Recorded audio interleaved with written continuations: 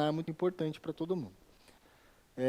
Seguindo, então, o que autoriza a contratação direta, ou os tratos decorrentes do contrato, deverá ser divulgado e mantido à disposição do público, né, no sítio eletrônico oficial. E na hipótese de contratação direta indevida, ocorrida com dolo, fraude ou erro grosseiro, o contratado e o agente público responderão solidariamente pelo dano causado. Aqui, qual que é a novidade aqui? Não é mais só o agente público que responde pelo dano, né, de acordo com a lei escrita, mas também o próprio contratado. E os dois são responsáveis, né, por ressarcimento do dano causado. Então, vai os dois juntos lá responder o processo, cada um vai apresentar sua defesa, e se no final os dois tiverem responsabilidade, o dano vai ser repartido entre os dois, certo? Para a identificação sobre a necessidade de viabilidade de licitação por dispensa e inexigibilidade, o artigo 20, parágrafo 1º da Instrução Normativa 5 de 2017, instrui que sejam realizadas as etapas de planejamento da contratação, a fim de dirimir eventuais equívocos e irregularidades. O que a gente quer dizer com isso? Já havia uma Instrução Normativa da própria União, Governo Federal, que trazia a necessidade da elaboração dessas etapas de planejamento na contratação por dispensa e inexigibilidade. Então, assim, o que a gente conclui aqui, né, nessa fase preliminar aqui, onde a gente tratou sobre essa questão de dispensa e inexigibilidade da transição para a nova lei? Que a partir de agora é importante a gente levar em consideração que toda vez que formos contratar via dispensa ou inexigibilidade, há necessidade e a importância de realizarmos a etapa prévia, etapa inicial de planejamento nas contratações públicas, tá?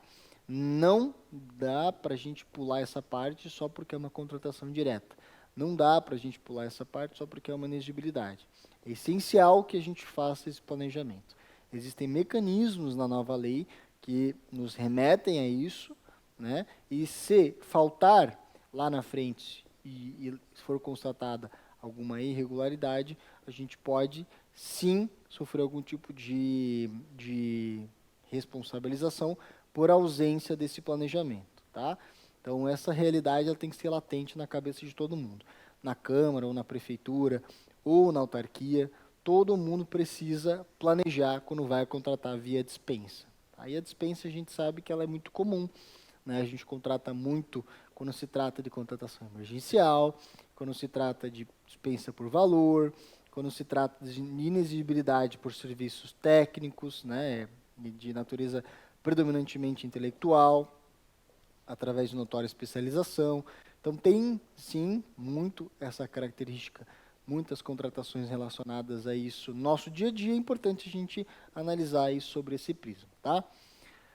Algumas novidades sobre inexigibilidade, né? As 3 hipóteses já previstas na 866 continuam a existir na nova norma, tá?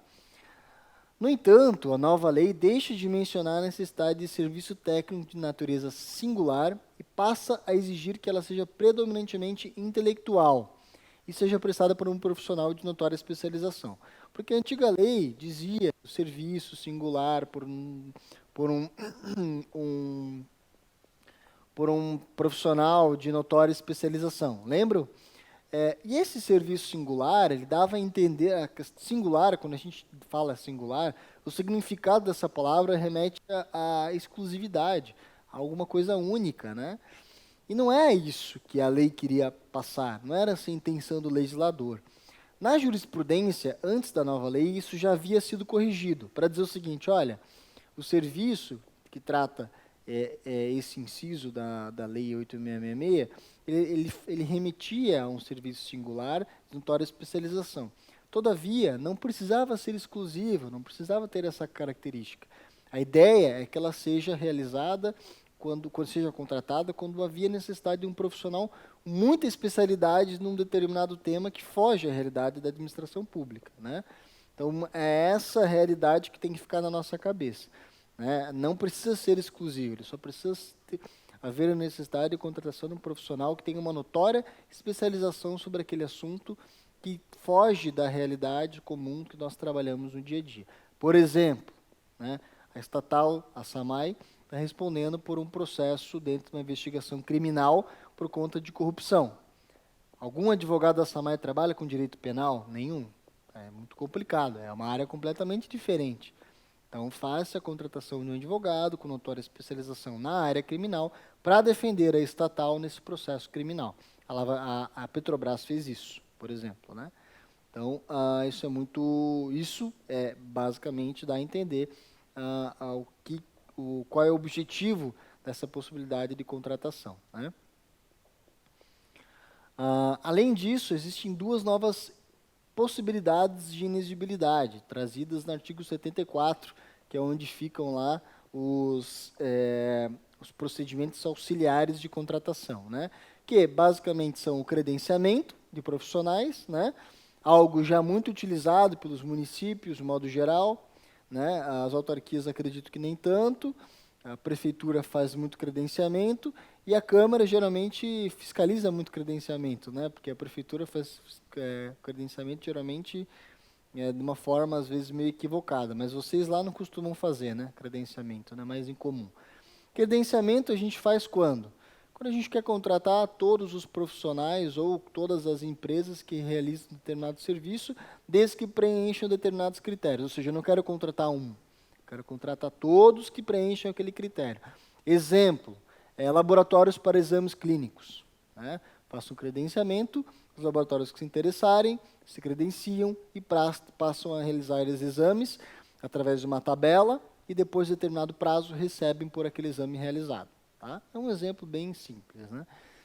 Além disso, a aquisição ou locação de imóveis também, cuja instalação e localização tornem necessária a sua escolha, também são realizadas via inexigibilidade, ou seja, uma locação ou a compra de um determinado imóvel, que, por sua natureza, precisa ser naquele local, precisa ser aquele imóvel. Porque tem aquela possibilidade, eu preciso locar um imóvel. Tem a necessidade de algum local específico? Não. Então, faz uma licitação. Não, mas eu preciso que seja naquele local, porque o meu público, porque aquele local é central, e vai ser um local de atendimento ao público, porque é próximo do terminal central, enfim, daí vai depender da justificativa utilizada. Tá? E em relação à dispensa, não tem grandes novidades, tá, na nova lei de licitações. Só mais alterações acerca de alguns critérios para realização de dispensa, tem, mas é sutil, mas tem. E a principal, acho que é a questão dos valores. Aumentou. Agora, para bens, para produtos e serviços é 54 mil e para serviços de engenharia é 108 mil. Então, aí vocês podem dizer, dispensa é 17 mil para produtos e serviços de engenharia era 50, eu acho, uma coisa assim, próximo a isso. Que eu lembro de cabeça é isso, né? Na minha época era 8 mil,